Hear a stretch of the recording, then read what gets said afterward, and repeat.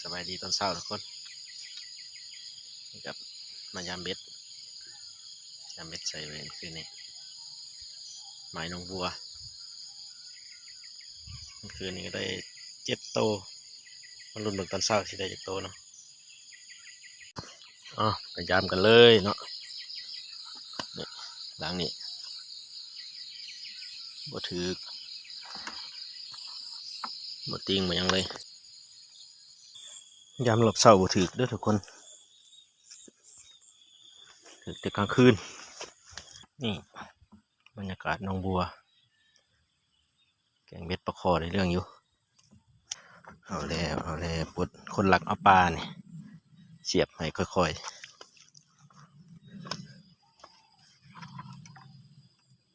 ตัดสายเอาอีกโอ้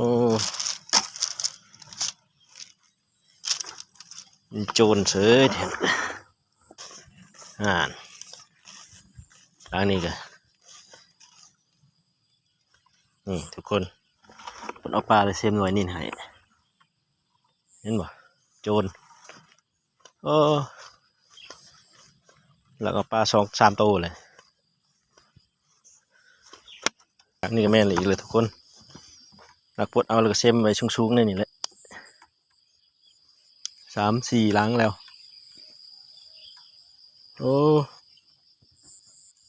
มันบักได้ว่ะ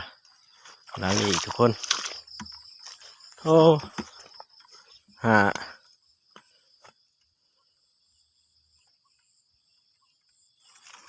ตั้งมันมาเลาะยาหมดนี่ล้างนี่มันเป็นแต่คนบ่เห็นดังนี่อยู่ทุกคนเป็นปลาหรือกระปูนี่คือสิอยู่กระปูว้ายเหลือแต่หัวปลาคอ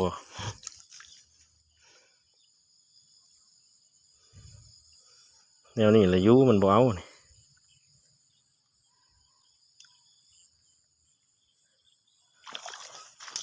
ดีแต่ได้ปลาเมื่อคืนนี่เด้เนาะโจรลักยามเบ็ดทุกคนบ่ได้จักโต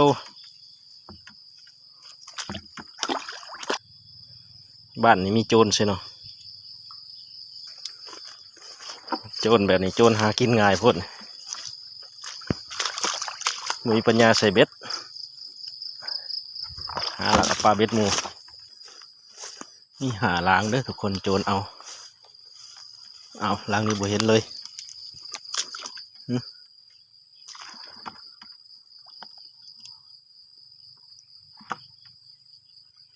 ใช่ทุกคนเบ็ดหาย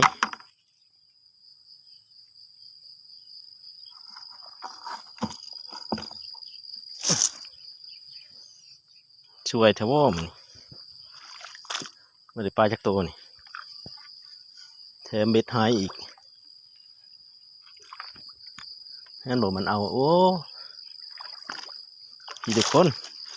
มันเอาปลาแล้วมันเชื่อมมาให้อยู่เทิงพี่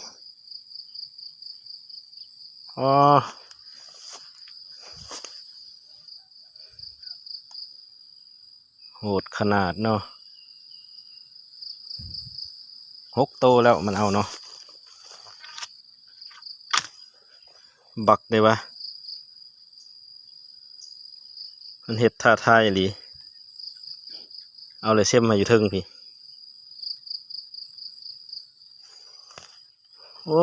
จุดว่าปลานั่นดึงไปเฉยนี่ล้างนี้อีกล้างนี้ก็แม่นมันเชื่อมมาอยู่เทิง6-7 โตมันเอาทุกคนที่เหยื่อยังติดกล้ามอยู่นี่ปลาดุกล้วนๆเลยนี่โจรหากินง่ายแล้วบัดนี้มีผู้ใส่เบ็ดให้พร้อมเมื่อแกช่วยก่อนจมนี่เด้อกระทาแกช่วยมานไล่เขาที่แสดงไล่ออกมานไล่เขาที่แสดงไล่ออกมานไล่เขาที่แสดงไล่ออก ไม้นงบัวนี่มีโจรหลักเบ็ดหลักปลาเบ็ดมันบ่ลักมันแต่หลักเอาปลาใส่กระถาแก่ช่วยแหละมันจะบ่ได้ใส่กระถาบังตาเพิ่นบ่นี่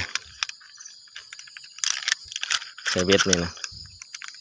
ใส่กระถาบังตาโจรเพิ่นว่านี่ใส่เบ็ดมื้อนี้ยามเบ็ดตอนเช้าบ่ได้จักโตเมื่อคืนนี่ได้7 โตตอนเช้า